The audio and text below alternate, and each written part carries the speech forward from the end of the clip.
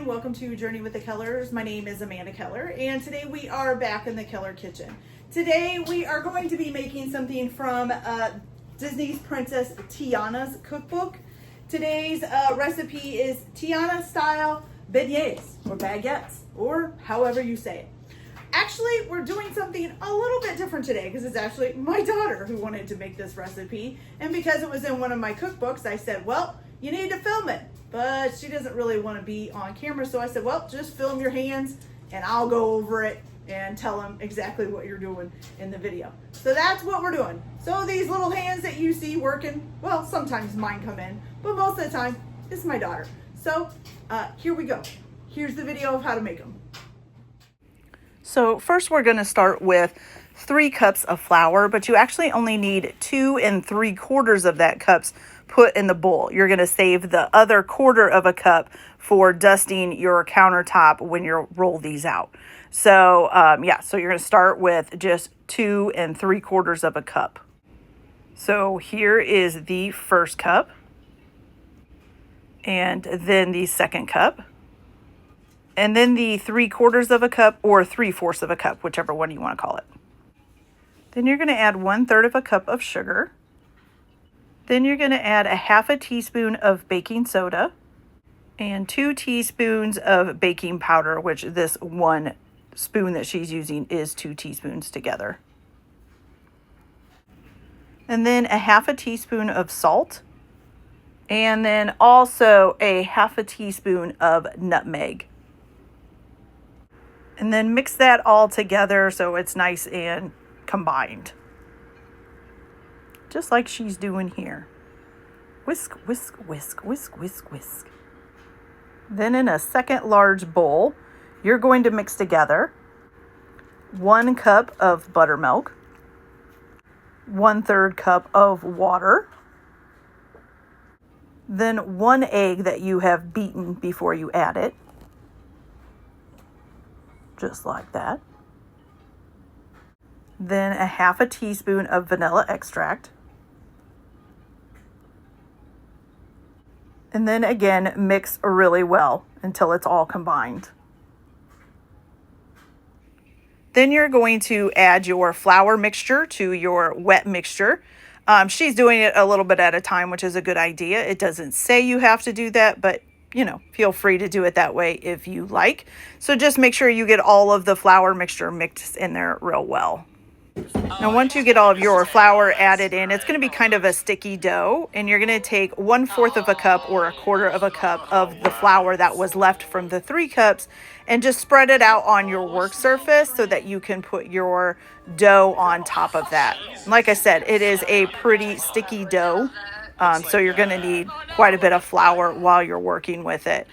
She's going to scoop some of the dough out here in just a second, and you'll see how sticky it really is. Sorry about that thing kind of being in the way, but that's all right.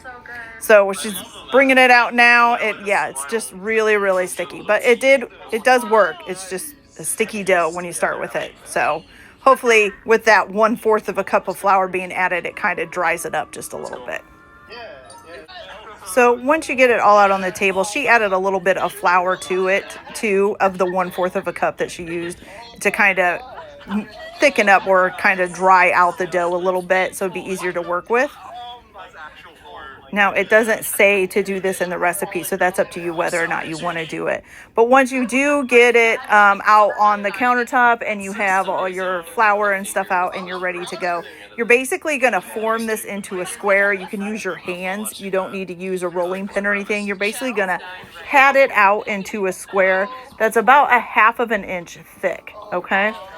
So I'll show you that here in just a second.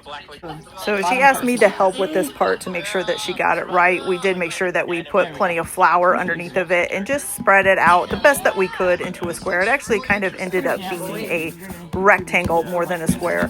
And then just tried to pat it out to what we thought was about 1/2 inch thick. So once you've got it out into your 1/2 inch thick square, then you're going to cut it into about 2.5 inch square pieces. Yes, I know I used a tape measure for this. It's just kind of how I am. But you can kind of guess it, add it too. But you just want to have some nice square pieces. So we took all the pieces and we just put them on like a parchment lined pan to be ready. At this point, you can also heat up 2 inches of oil in a frying pan on your stove, so you can get that heating up while you're cutting these all out. It needs to be heated to 325 degrees. So once your oil is up to 325 degrees, you're going to just drop these in there. It says to drop about 3 in, but this pan was fairly big, so I think she put about 6 in at a time.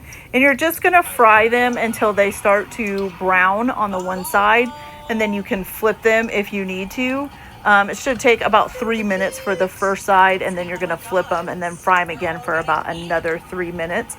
And then you'll just want to use a slotted spoon to remove them onto a paper towel covered plate or some kind of drainage thing to put them on. And then they'll be ready to go. Don't forget though to periodically check your oil too as you're frying these up to make sure that it's staying pretty close to the 325. If it's not, once you like pull your first batch up, give it a little bit of time to heat back up before you add your next batch of beignets in. Okay, so once these get brown, she's gonna put them on a paper plate to drain, and we'll come back and show you guys how they turned out. So once you've got them all cooked and drained, now you get to sprinkle them with some powdered sugar. So she just used one of these basic like sieves or fine mesh strainer, and put some powdered sugar in it, and then just sprinkled it over top of the baguettes. She might have went a little bit over on how much flour was on it, or how much powdered sugar was on it. Okay, you guys, so these are completely finished. They look delicious. I think she went a little nuts with the pepper sugar, but that's okay. All right, so we're gonna give one of these a try and see how they taste. Look at that. And my window is open. Can you tell? I can see like sugar flying this way. All right, so let's give it a try.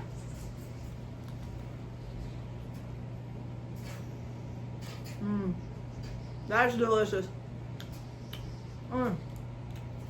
It's pretty good. I love a fried donut, which is pretty much what these kind of are, is a fried donut with powdered sugar. Messy and delicious. Just the way I like it. Okay, you guys, so that's it for this video. I hope you liked it.